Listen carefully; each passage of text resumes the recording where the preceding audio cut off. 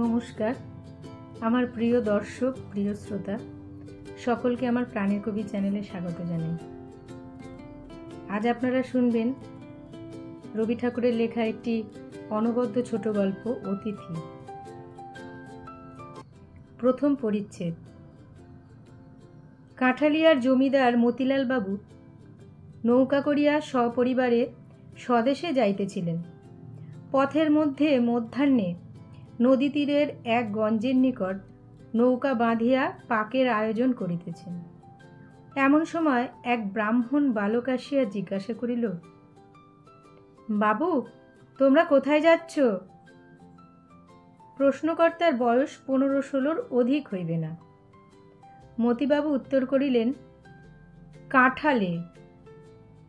ব্রাহ্মণ বালক কহিল, আমাকে পথের মধ্যে নন্দীগাঁয়ে নামিয়ে দিতে পারো? বাবু সম্মতি প্রকাশ করিয়া জিজ্ঞেস করলেন, তোমার নাম কি? ব্রাহ্মণ বালক কহিল, আমার নাম তারাপদ। গৌরবর্ণ ছেলেটিকে বড় সুন্দর দেখিতে, বড় বড় চক্ষু এবং হাস্যময় ওষ্ঠাধরে একটি সুললিত সৌকুমার্য প্রকাশ পাইতেছে। পরিধানে একখানি মলিন ধুতি, অনাবৃত দেহখানি সর্বপ্রকার বাহুল্য বর্জিত। কোনো শিল্পী যেন বহু যত্নে নিখুঁত নিটোল করিয়া গড়িয়া দিয়াছে, যেন সে পুনর্জন্মে তাপস বালক ছিল এবং নির্মল তপস্যার প্রভাবে তাহার শরীর হইতে শরীরাংশ বহুল পরিমাণে ক্ষয় হইয়া একটি সম্মার্জিত ব্রাহ্মণ্য স্ত্রী পরিস্ফুট হইয়া উঠিয়াছে। মতিলালবাবু তাহাকে পরম স্নেহভরে কহিলেন, বাবা, তুমি স্নান করে এসো, এইখানেই আহারাদি হবে। তারাপদ বলিল, রসুন। এই বলিয়া তৎক্ষণাৎ অসংকোচে রন্ধনের আয়োজনে যোগদান করিল। মতিলালবাবু চাকরটা ছিল হিন্দুস্তানি। মাছ কোটা প্রভৃতি কার্যে তাহার তেমন পটুতা ছিল না। তারাপদ তাহার কাজ নিজে লইয়া অল্পকালের মধ্যে সুসম্পন্ন করিল এবং দুই একটা তরকারিও অভ্যস্ত নৈপুণ্যের সহিত রন্ধন করিয়া দিল। পাক কার্য শেষ হইলে তারাপদ নদীতে স্নান করিয়া বোচকা খুলিয়া একটি শুভ্র বস্ত্র পরিল। একটি ছোট কাঠের কাঁকই লইয়া মাথার বড় বড় চুল কপাল হইতে তুলিয়া গ্রীবার উপর ফেলিল এবং মার্জিত পৈতার গোছা বক্ষে বিলম্বিত করিয়া নৌকায় মতিবাবুর নিকট গিয়া উপস্থিত হইল। মতিবাবু তাহাকে নৌকার ভিতর লইয়া গেলেন। সেখানে মতিবাবুর স্ত্রী এবং তাহার নবম বর্ষীয়া এক কন্যা বসিয়াছিল। মতিবাবুর স্ত্রী অন্নপূর্ণা এই সুন্দর বালকটিকে দেখিয়া স্নেহে উচ্ছ্বসিত হইয়া উঠিলেন। মনে করিলেন, আহা, কাহার বাছা, কোথা হইতে আসিয়াছে? ইহার মা ইহাকে ছাড়িয়া কেমন করিয়া প্রাণ ধরিয়া আছে। যথাসময় মতিবাবু এবং এই ছেলেটির জন্য পাশাপাশি দুইখানি আসন পড়িল। ছেলেটি তেমন ভোজনপটু নহে। অন্নপূর্ণা তাহার স্বল্প আহার দেখিয়া মনে করিলেন সে লজ্জা করিতেছে। তাহাকে এটা ওটা খাইতে বিস্তর অনুরোধ করিলেন, কিন্তু যখন সে আহার হইতে নিরস্ত হইল তখন সে কোনো অনুরোধ মানিল না। দেখা গেল ছেলেটি সম্পূর্ণ নিজের ইচ্ছা অনুসারে কাজ করে, অথচ এমন সহজ করে করে যে তাহাতে কোনো প্রকার জেদ বা গোঁ প্রকাশ হয় না। তাহার ব্যবহারে লজ্জার লক্ষণও লেশমাত্র দেখা গেল না। সকলের আহারাদির পরে অন্নপূর্ণা তাহাকে কাছে বসাইয়া প্রশ্ন করিলেন। তাহার ইতিহাস জানিতে প্রবৃত্ত হইলেন। বিস্তারিত বিবরণ কিছুই সংগ্রহ হইল না। মোট কথা এইটুকু জানা গেল, ছেলেটি 7-8 বৎসর বয়সেই স্বেচ্ছাক্রমে ঘর ছাড়িয়া পলাইয়া আসিয়াছে। অন্নপূর্ণা প্রশ্ন করিলেন, তোমার মা নাই? তারাপদ কহিলেন, আছেন। অন্নপূর্ণা জিজ্ঞেস করলেন, তিনি কি তোমায় ভালোবাসেন না? তারাপদ এই প্রশ্ন অত্যন্ত অদ্ভুত জ্ঞান করিয়া হাসিয়া উঠিয়া কহিলেন, কেন ভালোবাসবে না? অন্নপূর্ণা প্রশ্ন করলেন। তবে তুমি তাহাকে ছেড়ে এলে কেন? তারাপদ কহিল, তার আরও 4টি ছেলে এবং 3টি মেয়ে আছে।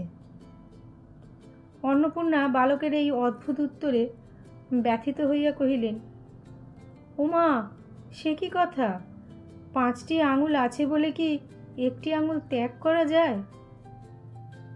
তারাপদর বয়স অল্প, তাহার ইতিহাসও সেই পরিমাণে সংক্ষিপ্ত, কিন্তু ছেলেটি সম্পূর্ণ নতুনতর। সে তাহার পিতামাতার 4র্থ পুত্র, শৈশবেই পিতৃহীন হয়।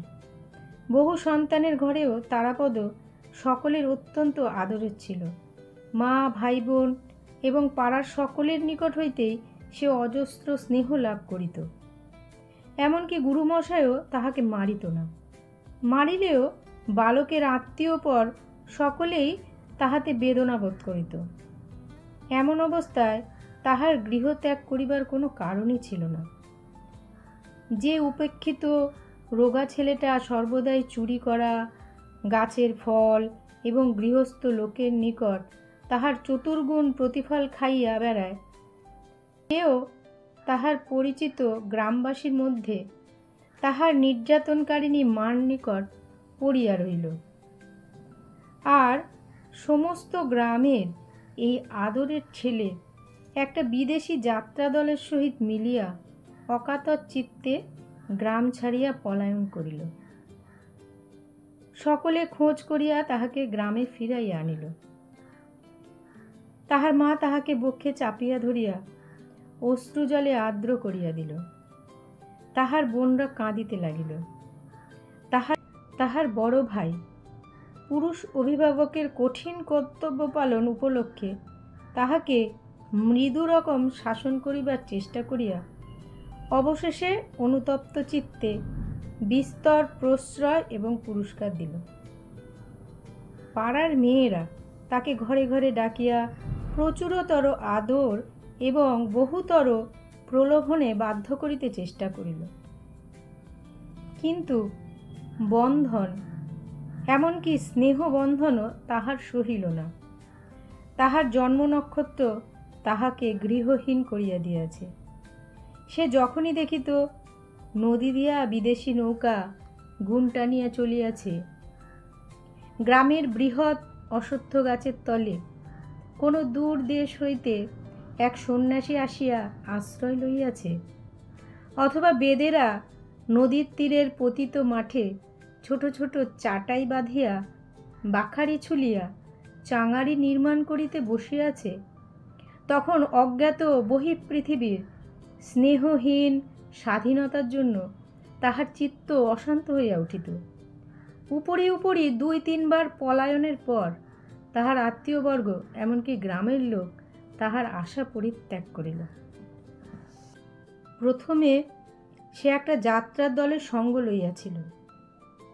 অধিকারী যখন তাহাকে পুত্র নির্বিশেষে স্নেহ করিতে লাগিল এবং দলস্থ ছোট বড় সকলেরই যখন সে প্রিয় পাত্র হইয়া উঠিল, এমনকি যে বাড়িতে যাত্রা হইত সে বাড়ির অধ্যক্ষগণ, বিশেষত পুরো মহিলাবর্গ, যখন বিশেষ রূপে তাহাকে আহ্বান করিয়া সমাদর করিতে লাগিল, তখন একদিন সে কাহাকেও কিছু না বলিয়া কোথায় নিরুদ্দেশ হইয়া গেল। তাহার আর সন্ধান পাওয়া গেল না। তারাপদ হরিণ শিশুর মতো বন্ধন ভীরু, আবার হরিণেরই মতো সঙ্গীত মুগ্ধ।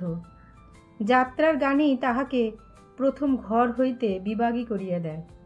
গানের সুরে তাহার সমস্ত শিরার মধ্যে অনুকম্পন এবং গানের তালে তাহার সর্বাঙ্গে আন্দোলন উপস্থিত হইত। যখন সে নিতান্ত শিশু ছিল, তখনও সঙ্গীত সভায় সে যেরূপ সংযত গম্ভীর বয়স্কভাবে আত্মবিস্তৃত হইয়া বসিয়া দুলিত, দেখিয়া প্রবীণ লোকের হাস্য সংবরণ করা দুঃসাধ্য হইত। কেবল সঙ্গীত কেন, গাছের ঘন পল্লবের উপর যখন শ্রাবণের বৃষ্টিধারা পড়িত, আকাশে মেঘ ডাকিত, অরণ্যের ভিতর মাতৃহীন দৈত্য শিশুর ন্যায় বাতাস ক্রন্দন করিতে থাকিত, তখন তাহার চিত্ত যেন উচ্ছৃঙ্খল হইয়া উঠিত।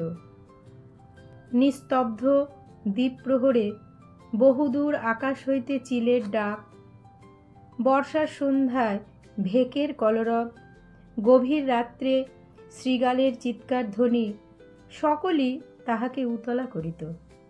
এই সঙ্গীতের মোহে আকৃষ্ট হইয়া সে অনতিবিলম্বে এক পাঁচালীর দলের মধ্যে গিয়া প্রবিষ্ট হইল। দলাধ্যক্ষ তাহাকে পরম যত্নে গান শিখাইতে এবং পাঁচালী মুখস্থ করাইতে প্রবৃত্ত হইল এবং তাহাকে আপন বক্ষ পিঞ্জরের পাখির মতো প্রিয় জ্ঞান করিয়া স্নেহ করিতে লাগিল। পাখি কিছু কিছু গান শিখিল এবং একদিন প্রত্যুষে উড়িয়া চলিয়া গেল।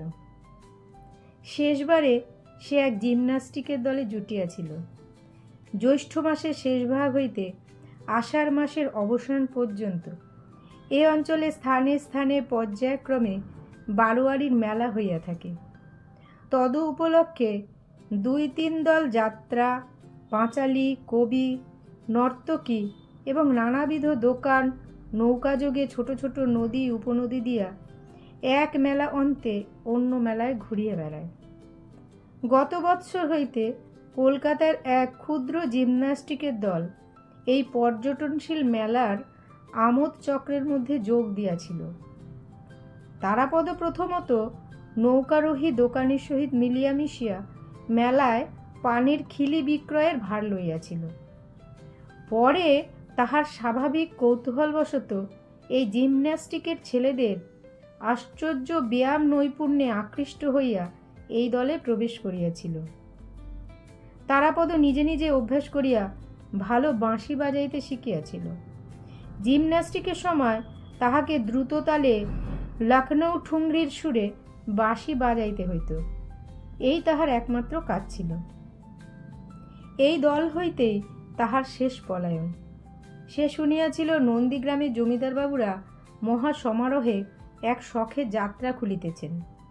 শুনিয়া সে তাহার ক্ষুদ্র বোচকাটি লইয়া নন্দীগ্রামে যাত্রার আয়োজন করিতেছিলেন।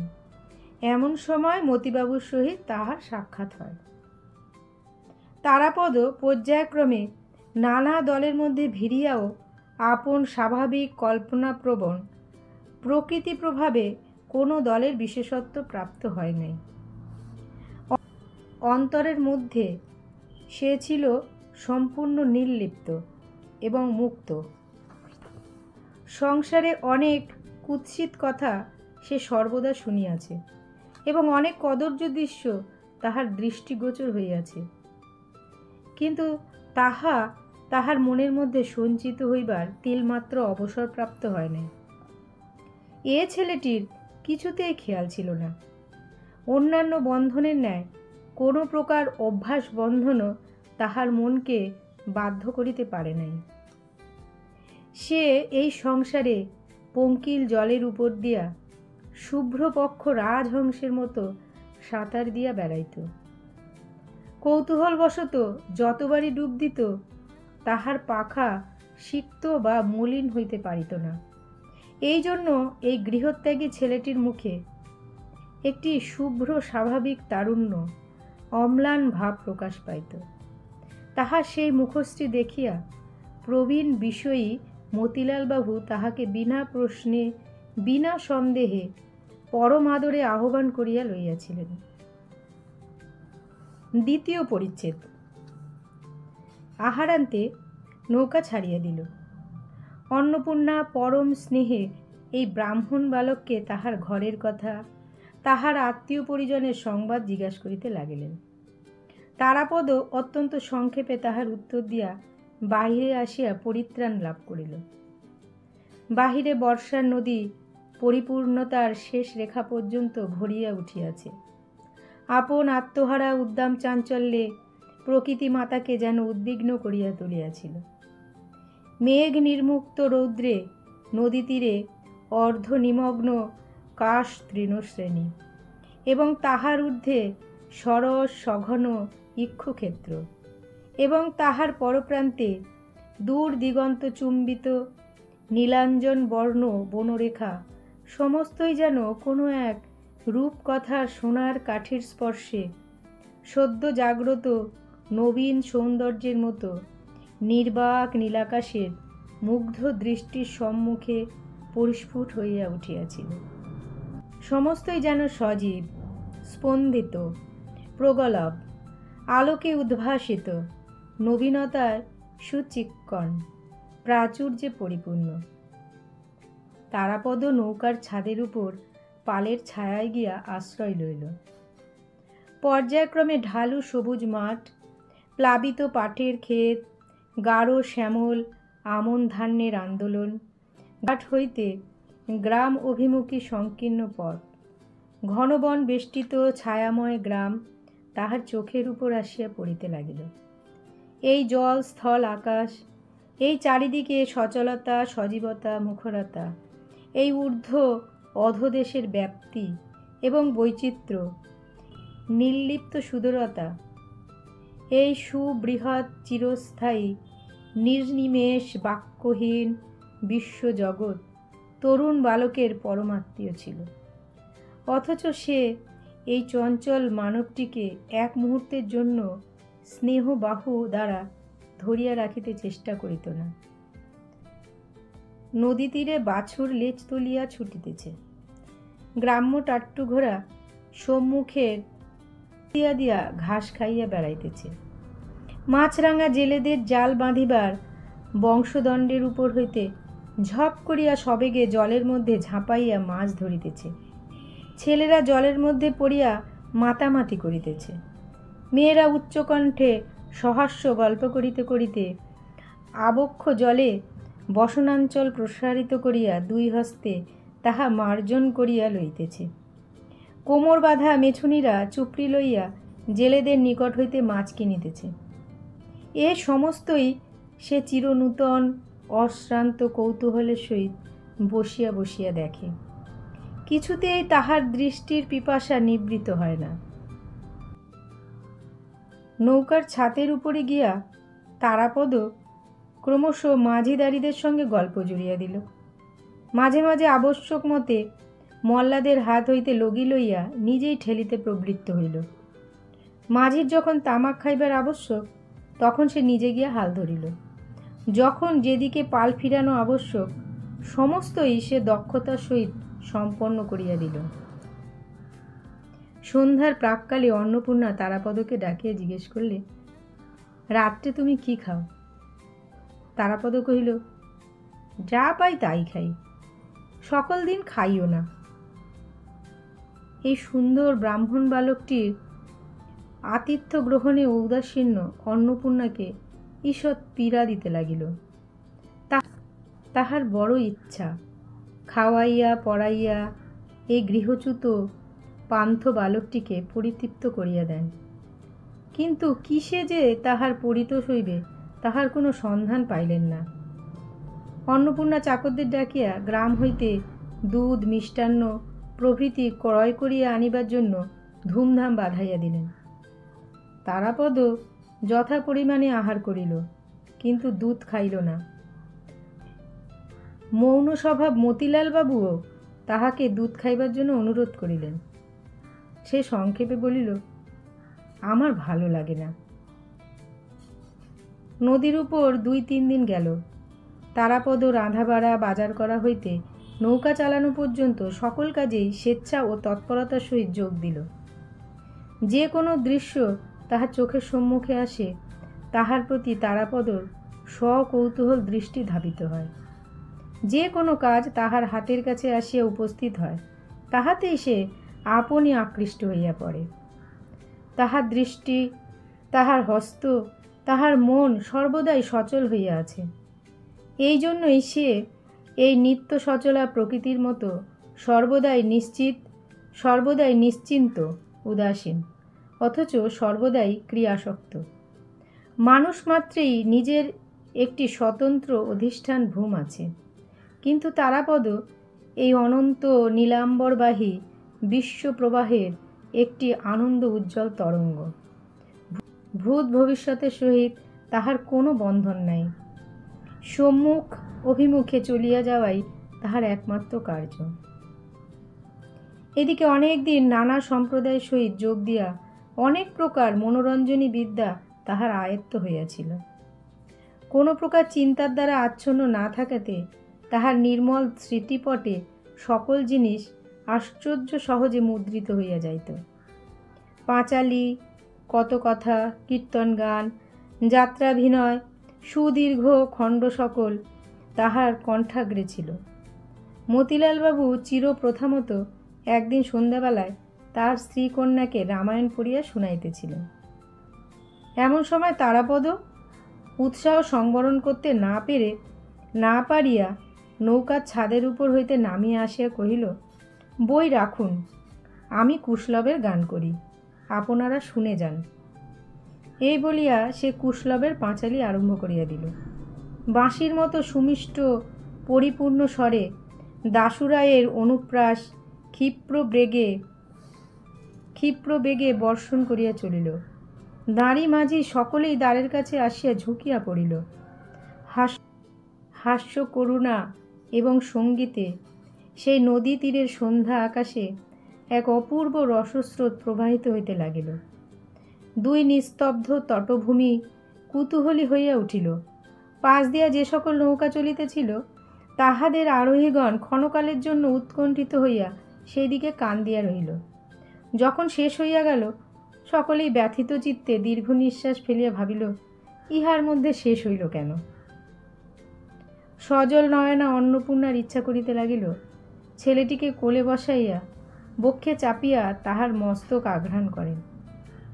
মতিলালবাবু ভাবিতে লাগিলেন, এই ছেলেটিকে যদি কোনো মতে কাছে রাখিতে পারি তবে পুত্রের অভাব পূর্ণ হয়। কেবল ক্ষুদ্র বালিকা চারুশশীর অন্তঃকরণ ঈর্ষা ও বিদ্বেষে পরিপূর্ণ হইয়া উঠিল। এখন তৃতীয় পরিচ্ছেদ। চারুশশী তাহার পিতামাতার একমাত্র সন্তান, তাদের পিতৃমাতৃ স্নেহের একমাত্র অধিকারিণী।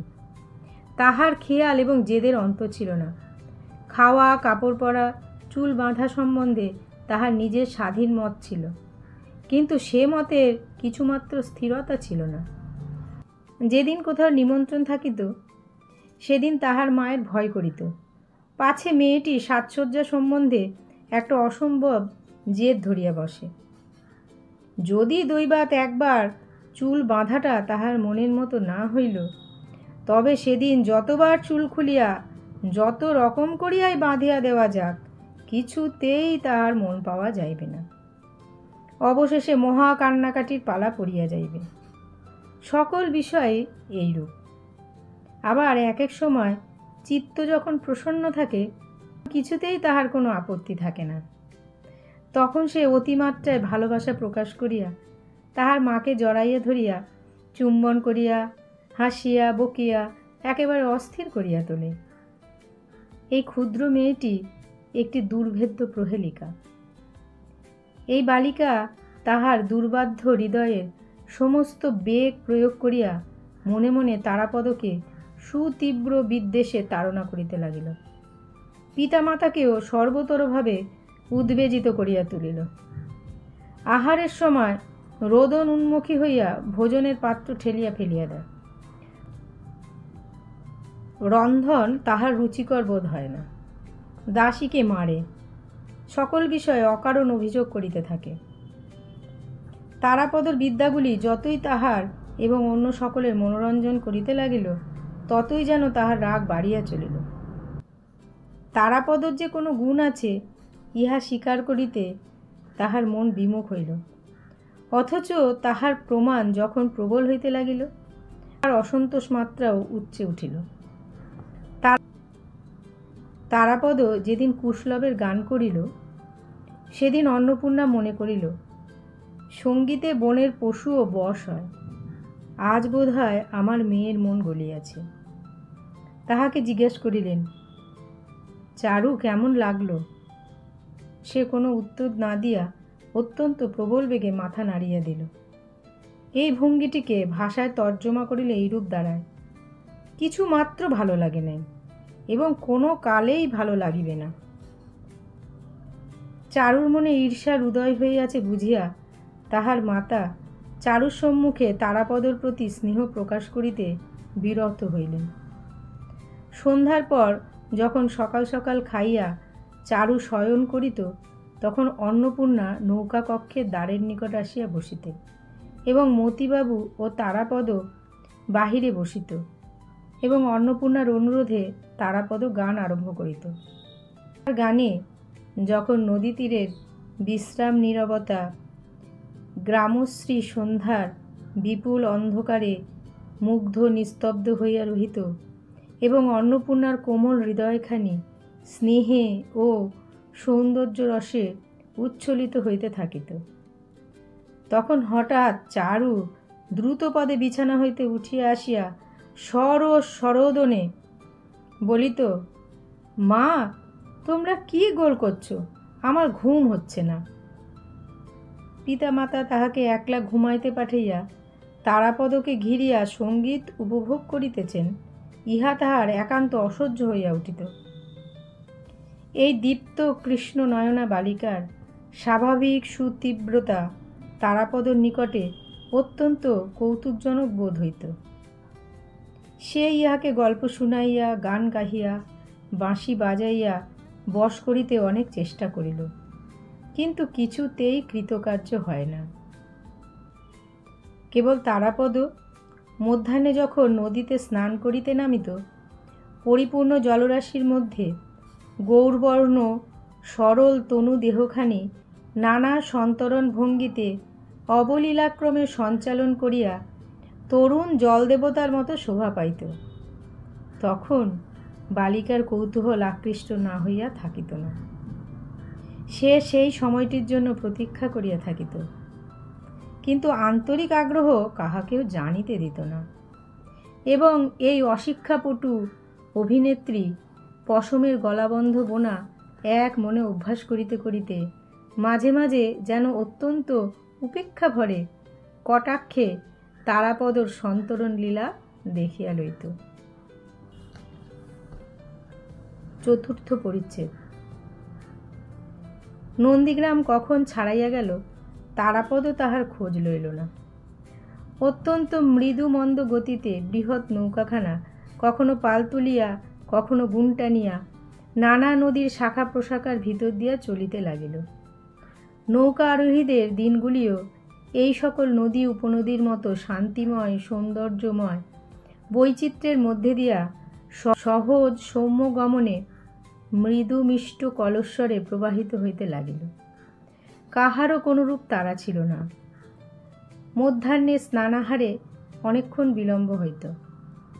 এদিকে সন্ধ্যা হইতে না হইতেই একটা বড় দেখিয়া গ্রামের ধারে ঘাটের কাছে ঝিল্লি মন্দ্রিত ফদ্দোৎখচিত বনের পার্শ্বে নৌকা বাঁধিত। এমনি করিয়া দিন দশেকে নৌকা কাঁঠালিয়ায় পৌঁছিল। জমিদারের আগমনে বাড়ি হইতে পালকি এবং টাট্টু ঘোড়া সমাগম হইল এবং বাঁশের লাঠি হস্তে পাইক বরকন্দাজের দল ঘন ঘন বন্দুকের ফাঁকা আওয়াজে গ্রামের উৎকণ্ঠিত কাকসমাজকে যৎপরনাস্তি মুখর করিয়া তুলিল। এই সমস্ত সমারোহে কাল বিলম্ব হইতেছে। ইতিমধ্যে তারাপদ নৌকা হইতে দ্রুত নামিয়া একবার সমস্ত গ্রাম পর্যটন করিয়া লইল। কাহাকেও দাদা, কাহাকেও খুড়া, কাহাকেও দিদি, কাহাকেও মাসি এই বলিয়া 2-3 ঘণ্টার মধ্যে সমস্ত গ্রামের সহিত সৌহার্দ্য বন্ধন স্থাপন করিয়া লইল। কোথাও তাহার প্রকৃত কোনো বন্ধন ছিল না বলিয়াই এই বালক আশ্চর্য সত্বর ও সহজে সকলেরই সহিত পরিচয় করিতে পারিত। তারাপদ দেখিতে দেখিতে অল্প দিনের মধ্যেই গ্রামের সমস্ত হৃদয় অধিকার করিয়া লইল। এত সহজে হৃদয় হরণ করিবার কারণ এই, তারাপদ সকলেরই সঙ্গে তাহাদের নিজের মতো হইয়া স্বভাবতই যোগ দিতে পারিত। সে কোনো প্রকার বিশেষ সংস্কারের দ্বারা বদ্ধ ছিল না, অথচ সকল অবস্থা, সকল কাজের প্রতি তাহার এক প্রকার সহজ প্রবণতা ছিল। বালকের কাছে সে সম্পূর্ণ স্বাভাবিক বালক, অথচ তাহাদের হইতে শ্রেষ্ঠ ও স্বতন্ত্র। বৃদ্ধের কাছে সে বালক নহে, অথচ জ্যাঠাও নহে। রাখালের সঙ্গে সে রাখাল, অথচ ব্রাহ্মণ। সকলের সকল কাজেই সে চিরকালের সহযোগীর ন্যায় অভ্যস্তভাবে হস্তক্ষেপ করে। ময়রার দোকানে গল্প করিতে করিতে ময়রা বলে, দাদা ঠাকুর একটু বসো। আমি আসছি। তারাপদ অম্লান বদলে দোকানে বসিয়া একখানা শালপাতা লইয়া সন্দেশের মাছি তাড়াইতে প্রবৃত্ত হয়। ভিয়ান করিতেও সে মজবুত। তাঁতের রহস্য তার কিছু কিছু জানা আছে। কুমারের চক্রচালনও তাহার সম্পূর্ণ অজ্ঞাত নয়। তারাপদ সমস্ত গ্রামটি আয়ত্ত করিয়া লইল। কেবল গ্রামবাসিনী একটি বালিকার ঈর্ষা সে এখনও জয় করিতে পারিল না। এই বালিকাটি তারাপদর সুদূরে নির্বাসন তীব্রভাবে কামনা করিতেছে, ইহা জানিয়াই বোধ করি তারাপদ এই গ্রামে এতদিন আবদ্ধ হইয়া রহিল। কিন্তু বালিকা অবস্থাতেও নারীদের অন্তররহস্য ভেদ করা সুকঠিন। চারুশশী তাহার প্রমাণ দিল। বামুন ঠাকুরনের মেয়ে সোনামণি 5 বছর বয়সে বিধবা হয়। সেই চারুর সমবয়সী সখী। তাহার শরীর অসুস্থ থাকাতে গৃহ প্রত্যাগত সখীর সহিত সে কিছুদিন সাক্ষাৎ করিতে পারে নাই। সুস্থ হইয়া যেদিন দেখা করিতে আসিল, সেদিন প্রায় বিনা কারণেই দুই সখীর মধ্যে একটু মনোবিচ্ছেদ ঘটিবার উপক্রম হইল। চারু অত্যন্ত ফাঁদিয়া গল্প আরম্ভ করিয়াছিল। সে ভাবিয়াছিল তারাপদ নামক তাহাদের নব অর্জিত পরম রত্নটির আহরণ কাহিনী সবিস্তারে বর্ণনা করিয়া সে তাহার সখীর কৌতূহল এবং বিস্ময় সপ্তমে চড়াইয়া দিবে। কিন্তু যখন সে শুনিল তারাপদ সোনামণির নিকট কিছুমাত্র অপরিচিত নয়, বামুন ঠাকুরনকে সে মাসি বলে এবং সোনামণি তাহাকে দাদা বলিয়া ডাকে, যখন শুনিল তারাপদ কেবল যে বাঁশিতে কীর্তনের সুর বাজাইয়া মাতা ও কন্যার মনোরঞ্জন করিয়াছে তাহাই নহে, সোনামণির অনুরোধে তাহাকে স্বহস্তে একটি বাঁশের বাঁশি বানাইয়া দিয়াছে, তাহাকে কতদিন উচ্চ শাখা হইতে ফল ও কণ্টক শাখা হইতে ফুল পাড়িয়া দিয়াছে, তখন চারুর অন্তঃকরণে যেন তপ্ত শেল বিধিতে লাগিল। চারু জানিত তারাপদ বিশেষরূপে তাহাদেরই তারাপদ, অত্যন্ত গোপনে সংরক্ষণীয়। ইতর সাধারণে তাহার একটু আধটু আভাসমাত্র পাইবে, অথচ কোনো মতে নাগাল পাইবে না।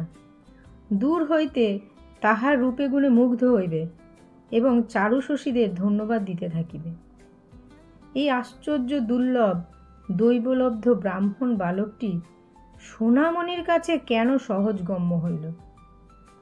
আমরা যদি এত যত্ন করিয়া না আনিতাম, এত যত্ন করিয়া না রাখিতাম, তাহা হইলে সোনামণিরা তাহার দর্শন পাইত কোথায়?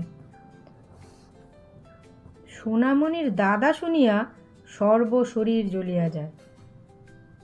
যে তারাপদকে চারু মনে মনে বিদ্বেষরে জর্জরিত করিতে চেষ্টা করিয়াছে, তাহারই একাধিকার লইয়া এমন প্রবল উদ্বেগ কেন, বুঝিবে কাহার সাধ্য। সেই দিনই অপর একটা তুচ্ছ সূত্রে সোনামণির সহিত চারুর মর্মান্তিক আড়ি হইয়া গেল এবং সে তারাপদর ঘরে গিয়া তাহার শখের বাঁশিটি বাহির করিয়া তাহার উপর লাফাইয়া মারাইয়া সেটাকে নির্দয়ভাবে ভাঙিতে লাগিল। চারু যখন প্রচণ্ড আবেগে এই বংশী ধ্বংসকার্যে নিযুক্ত আছে, এমন সময় তারাপদ আসিয়া ঘরে প্রবেশ করিল। সে বালিকার এই প্রলয় মূর্তি দেখিয়া আশ্চর্য হইয়া গেল। কহিল, চারু, আমার বাঁশিটা কেন ভাঙছ?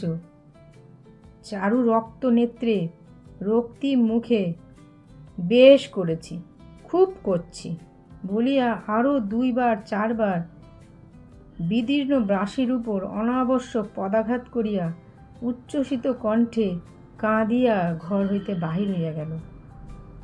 তারাপদ বাঁশিটি তুলিয়া উল্টিয়া পাল্টিয়া দেখিল, তাহার আর পদার্থ নাই। অকারণে তাহার পুরাতন নিরপরাধ বাঁশিটার এই আকস্মিক দুর্গতি দেখিয়া সে আর হাস্য সংবরণ করিতে পারিল না।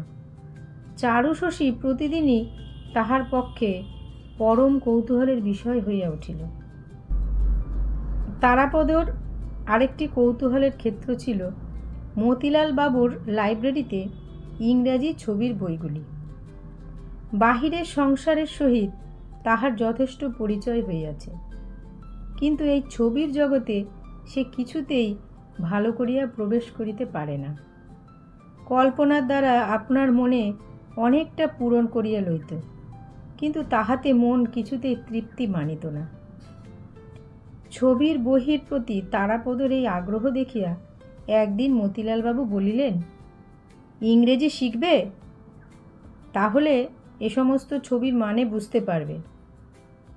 তারাপদ তৎক্ষণাৎ বলিল, শিখিব।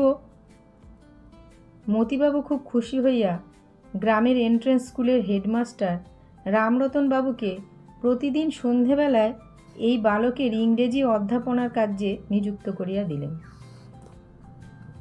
পঞ্চম পরিচ্ছেদ। তারাপদ তাহার প্রখর স্মরণশক্তি এবং অখণ্ড মনোযোগ লইয়া ইংরেজি শিক্ষায় প্রবৃত্ত হইল। সে যেন এক নূতন দুর্গম রাজ্যের মধ্যে ভ্রমণে বাহির হইল। পুরাতন সংসারের সহিত কোনো সম্পর্ক রাখিল না। পাড়ার লোকেরা আর তাহাকে দেখিতে পাইল না।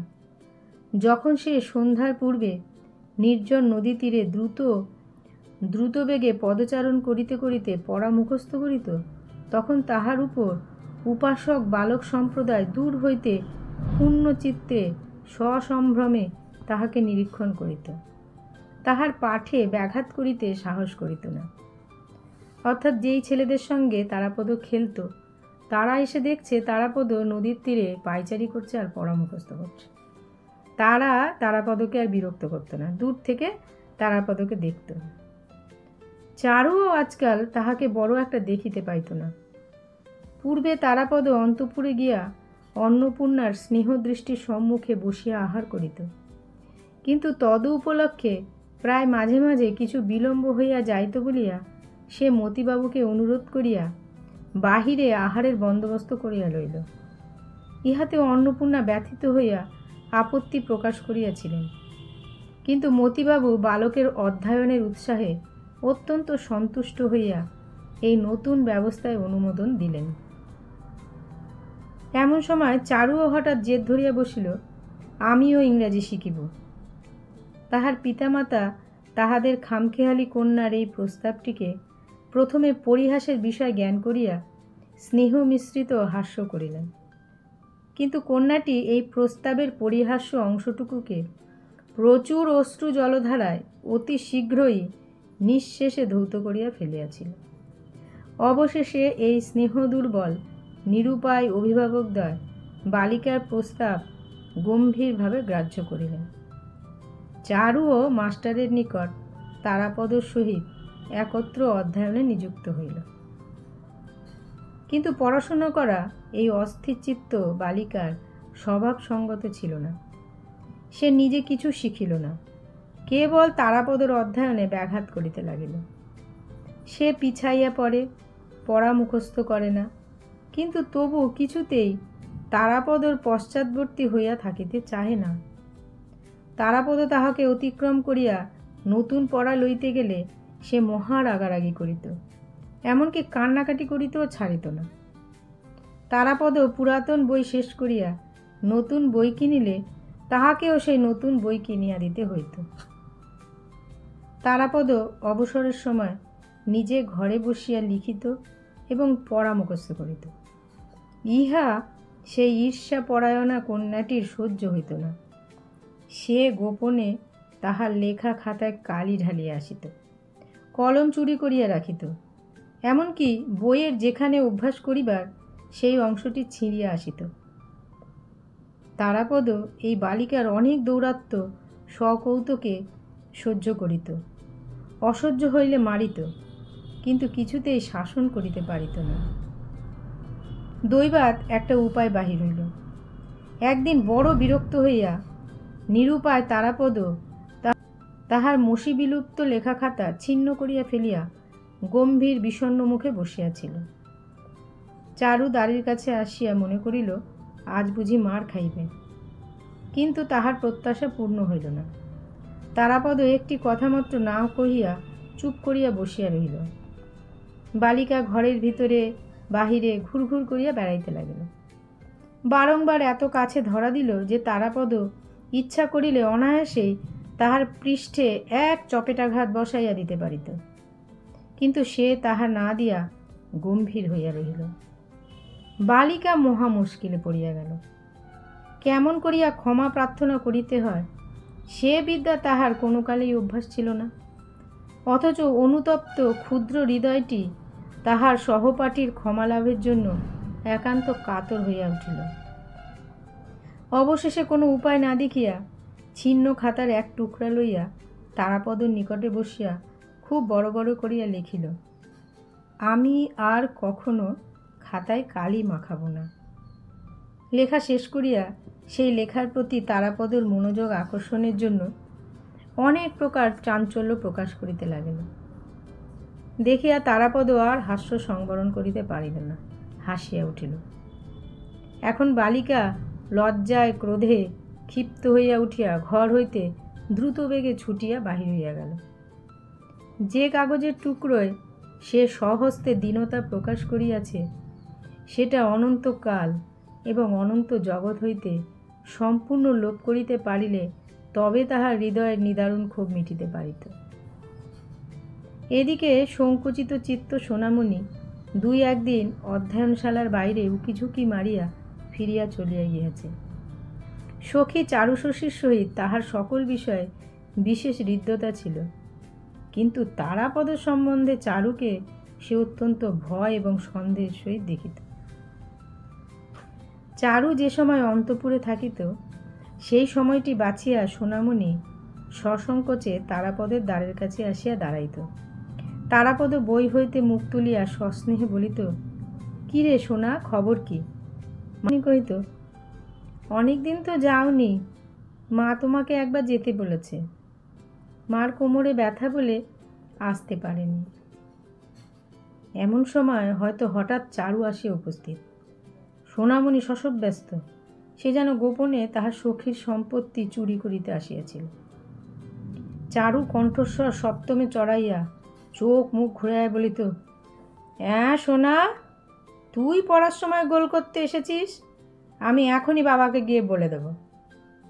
যেন তিনি নিজে তারাপদর একটি প্রবীণা অভিভাবিকা, তাহার পড়াশুনোর লেশমাত্র ব্যাঘাত না ঘটে দিনরাত্রি ইহার প্রতি তাহার একমাত্র দৃষ্টি। কিন্তু সে নিজে কি অভিপ্রায়ে এই অসময়ে তারাপদর পাঠগৃহে আসিয়া উপস্থিত হইয়াছিল তাহা অন্তর্যামীর অগোচর ছিল না, এবং তারাপদ তাহা ভালোরূপে জানিত। কিন্তু সোনামণি বেচারা ভীত হইয়া তৎক্ষণাৎ একরাশ মিথ্যা কৈফিয়ত সৃজন করিত।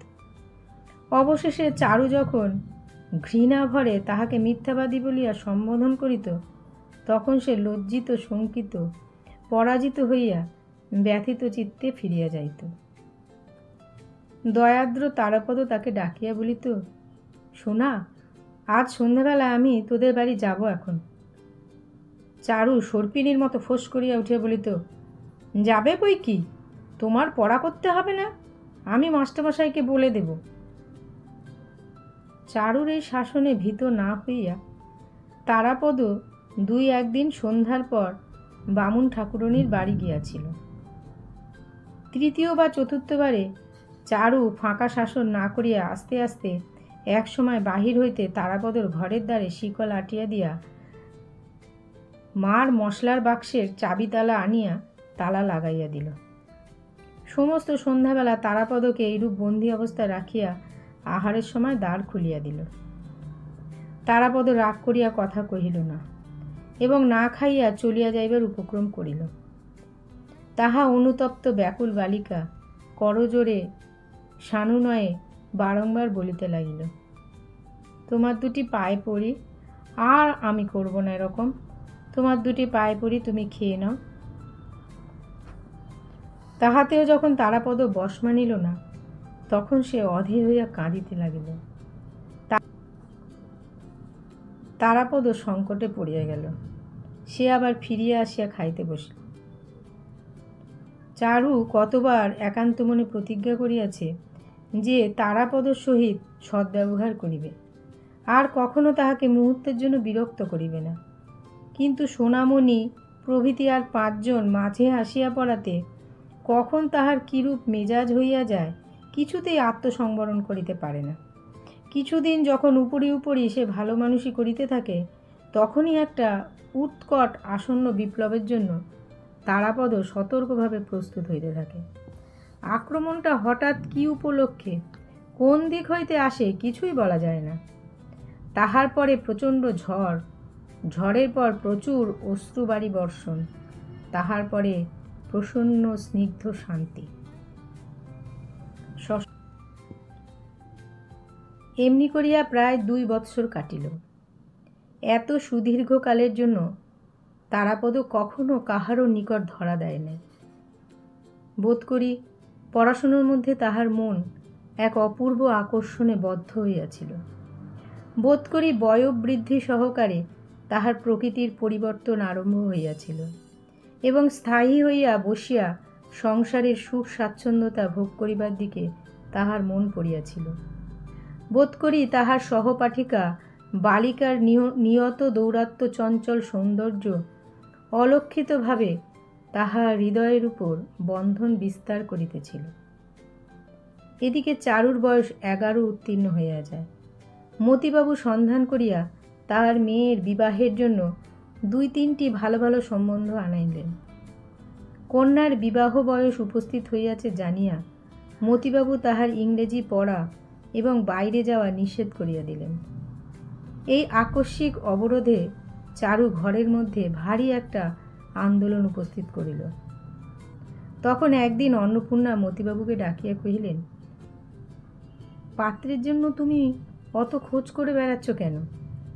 তারাপদ ছেলেটি তো বেশ, আর তোমার মেয়েরও ওকে পছন্দ হয়েছে। শুনিয়া মতিবাবু অত্যন্ত বিস্ময় প্রকাশ করিলেন। সেও কি কখনো হয়? তারাপদর কুলশীল কিছুই জানা নেই।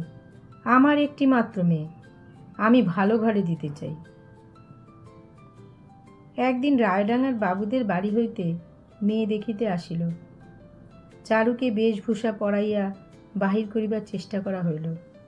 সে শোবার ঘরের দ্বার রুদ্ধ করিয়া বসিয়া রইল, কিছুতেই বাহির হইল না।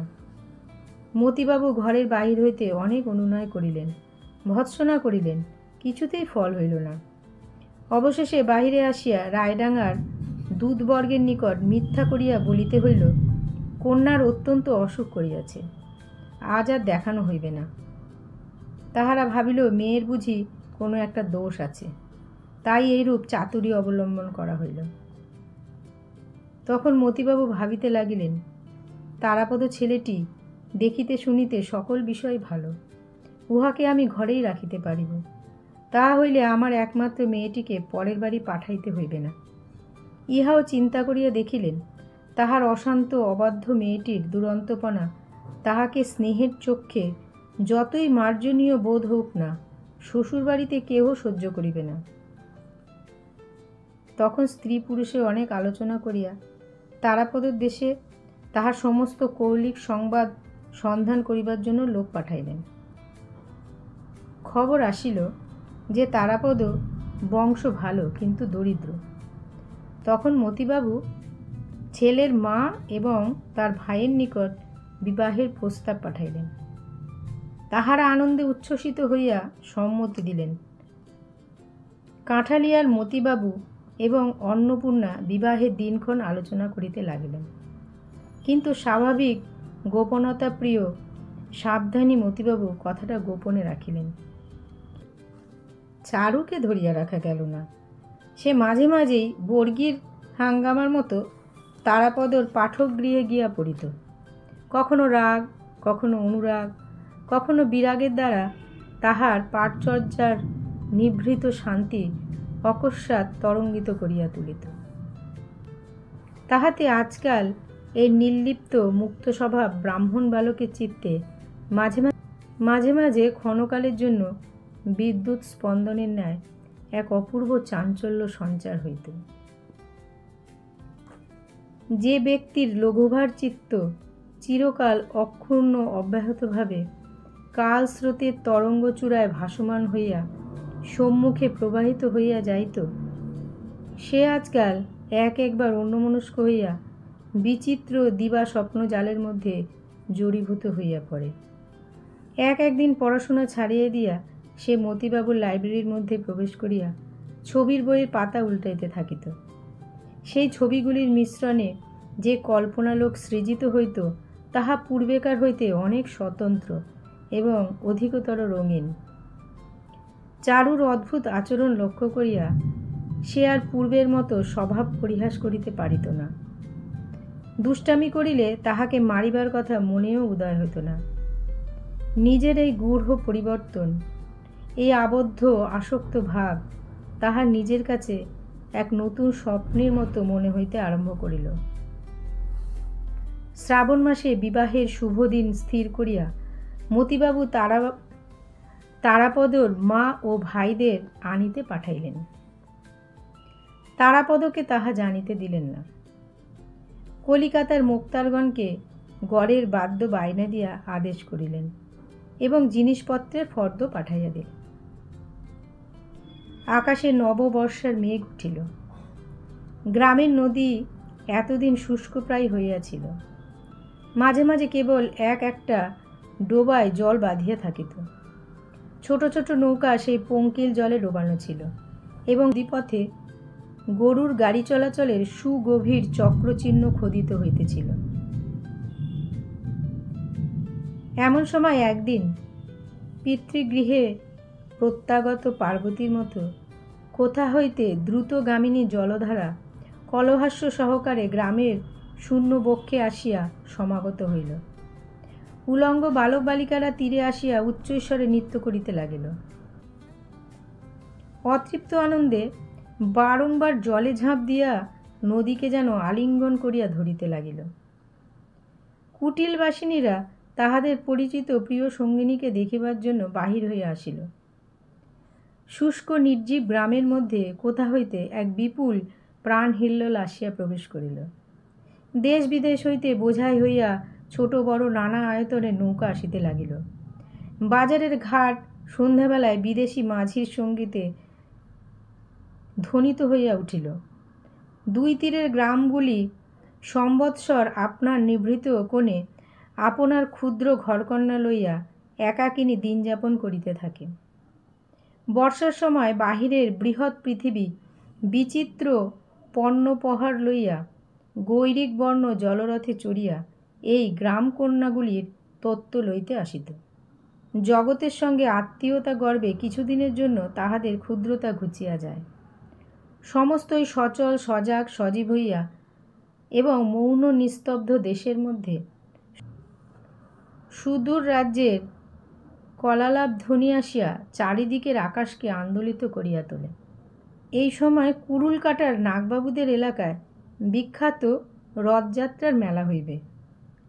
জ্যোৎস্না সন্ধ্যায় তারাপদ ঘাটে গিয়া দেখিল কোনো নৌকা নাগরদোলা, কোনো নৌকা যাত্রাদল, কোনো নৌকা পণ্যদ্রব্য লইয়া প্রবল নবীন স্রোতের মুখে দ্রুত বেগে মেলা অভিমুখে চলিয়াছে। কলিকাতার কনসার্টের দল বিপুল শব্দে দ্রুত তালের বাজনা জুড়িয়া দিয়াছে। যাত্রার দল বেহালার সঙ্গে গান গাহিতেছে এবং সমের কাছে হাহা শব্দে চিৎকার উঠিতেছে। পশ্চিম দেশি নৌকার দাড়ি মল্লাগুলো কেবলমাত্র মাদল এবং করতাল লইয়া উন্মত্ত উৎসাহে বিনা সঙ্গীতে খচমচ শব্দে আকাশ বিদীর্ণ করিতেছে। উদ্দীপনার সীমা নাই। দেখিতে দেখিতে পূর্ব দিগন্ত হইতে ঘন মেঘরাশি প্রকাণ্ড কালো পাল তুলিয়া দিয়া আকাশের মাঝখানে উঠিয়া পড়িল। চাঁদ আচ্ছন্ন হইল। পূবে বাতাস বেগে বহিতে লাগিল। মেঘের পশ্চাদে মেঘ ছুটিয়া চলিল। নদীর জল খলখল হাস্যে স্ফীত হইয়া উঠিতে লাগিল।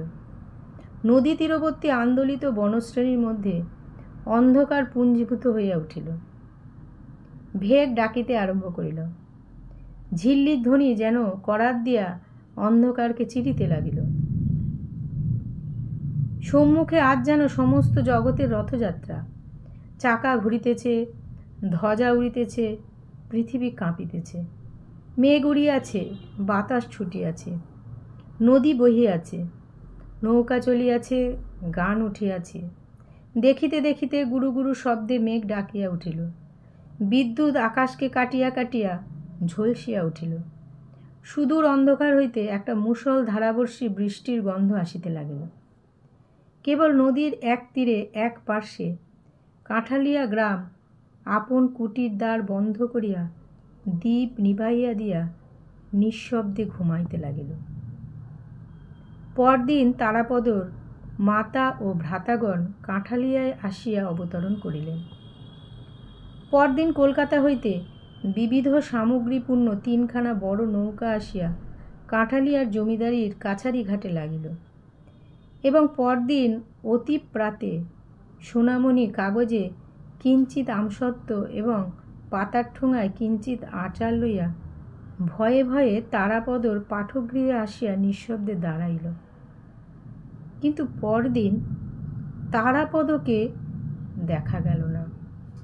স্নেহ প্রেম বন্ধুত্বের ষড়যন্ত্র বন্ধন তাহাকে চারিদিক হইতে সম্পূর্ণরূপে ঘিরিবার পূর্বেই সমস্ত গ্রামের হৃদয়খানি চুরি করিয়া একদা